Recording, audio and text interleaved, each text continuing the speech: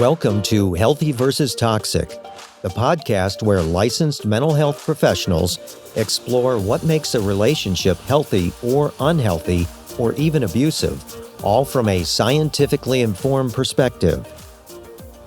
Hello, this is Dr. Grande. Today's question is, what causes avoidant personality disorder? So in the world of mental health disorder research, when we talk about the term causation, we use the word etiology. So if a factor is etiological to a mental health disorder, it's causal.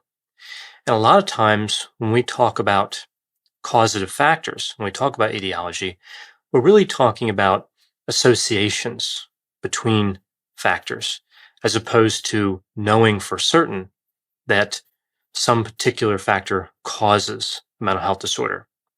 So we use the word cause in etiology, but a lot of times we really mean an association. Now, if we see enough of the same association, sometimes that's where we think, well, this is probably causal. There seems to be some sort of causal component to it, or we would not have seen all these different associations. But still, it's important to be aware that association is not the same thing as causation. Now, when it comes specifically to avoidant personality disorder and its etiology, there have been a number of studies. One of them in 2015 really looked at neglect as a possible etiological factor. However, with a number of these studies, it's important to understand there are some methodology problems. Avoidant personality disorder is somewhat similar to social anxiety disorder. And the two disorders are also comorbid, meaning they tend to co-occur in individuals quite a bit. So if someone has avoidant personality disorder, it's more likely they have social anxiety disorder, and the opposite is true. So when researchers look for samples of individuals who only have avoidant personality disorder, it's difficult to find people in that category. A number of times, an individual with avoidant personality disorder would also have social anxiety disorder. So trying to differentiate between the two and what causes each of them can be difficult. To add to the confusion, social anxiety disorder is also referred to as social phobia. Those two constructs are the same thing. So we have avoidant personality disorder, social anxiety disorder, and social phobia all mixed in a lot of this research. So when it comes to what we know about the etiological factors for avoidant personality disorder, heritability accounts for about 50% of the variance in the symptom levels in avoidant personality disorder, meaning we believe genetics explain about half of the reason why somebody develops avoidant personality disorder. The other half we call environmentability, meaning it's caused by the environment, by stressors. And that's really where a lot of this research has been focused, on what environmental factors could be leading to avoidant personality disorder. When we talk about avoidant personality disorder and social anxiety disorder, we see they have the same genetic factors. The heritability factors seem similar, but the environmental factors seem a little bit different. A lot of attention has been given to the constructs of physical abuse, neglect, and emotional abuse as etiological for personality disorders and specifically for avoidant personality disorder. Physical abuse has been studied a lot more than neglect and emotional abuse. There is strong evidence, however, that neglect and emotional abuse could be tied with avoidant personality disorder. We know that trauma in general, including all those forms of abuse, has been linked in general to personality disorders, to the development of personality disorders. Abuse and neglect make someone 4 times more likely to develop a personality disorder. Now, specifically with avoidant personality disorder, we see a few factors. An increase in neglect seems to be associated with the development of avoidant personality disorder. A lower amount of the expression of parental love and pride are associated with the disorder. An increased amount of intolerance by parents, also trying to shame a child and to cause guilt. All those are associated with the development of avoidant personality disorder, and to a lesser extent, the development of social anxiety disorder.